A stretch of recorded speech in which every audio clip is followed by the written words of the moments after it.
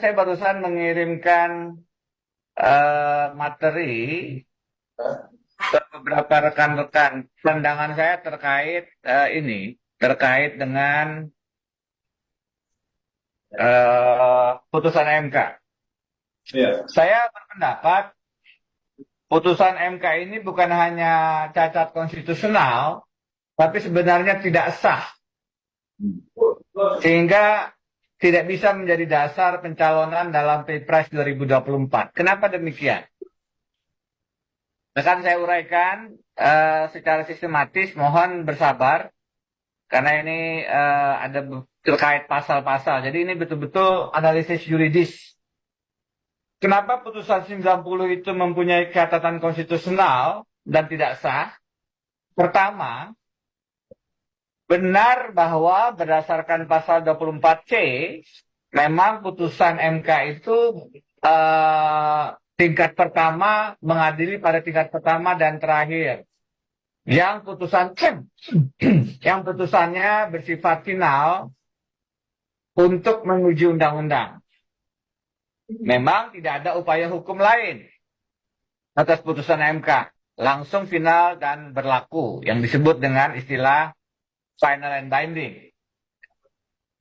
Tapi meskipun bersifat final dan langsung berlaku, putusan MK memungkinkan dinyatakan tidak sah dan tidak mempunyai kekuatan hukum. Saya ulangi ya, meskipun bersifat final dan langsung berlaku, putusan MK tetap memungkinkan dinyatakan tidak sah dan tidak mempunyai kekuatan hukum.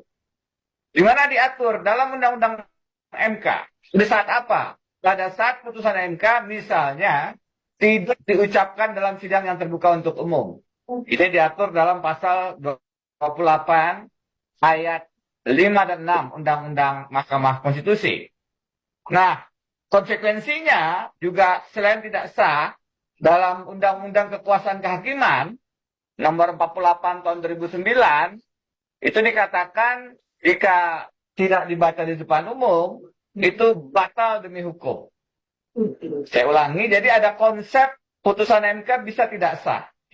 Nah, selain karena tidak dibaca di depan umum, lebih jauh konsep tidak sah itu ada juga dalam putusan peradilan karena hakim tidak mundur dalam penanganan perkara yang hakim itu mempunyai benturan kepentingan. Ini jelas nih. Jadi suatu putusan menjadi tidak sah karena hakimnya tidak mundur dalam penanganan perkara di mana sang hakim mempunyai benturan kepentingan. Di mana itu diatur? Saya perbesar supaya kelihatan. Di dalam Undang-Undang Kekuasaan Kehakiman. Jadi kalau kita baca Undang-Undang Kekuasaan Kehakiman, diatur bahwa seorang hakim wajib mengundurkan diri dari persidangan apabila ia mempunyai kepentingan langsung atau tidak langsung dengan perkara yang sedang diperiksa. Ya. Di mana itu? Di pasal 17 ayat 5 dan 6. Wajib mengundurkan diri dari persidangan dalam hal ada benturan kepentingan.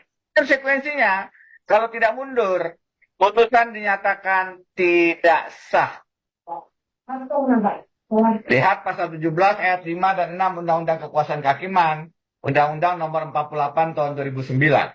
Nah, karena MK berdasarkan pasal 24A Undang-Undang Dasar 45, nah, maaf ya ini karena teknis saja nih. Karena MK berdasarkan Undang-Undang Dasar 45 itu adalah termasuk kekuasaan kehakiman, ya kan? Pasal 24A ayat 2 itu jelas-jelas MK merupakan kekuasaan kehakiman, maka Undang-Undang Kekuasaan Kehakiman juga berlaku dan mengikat bagi Mahkamah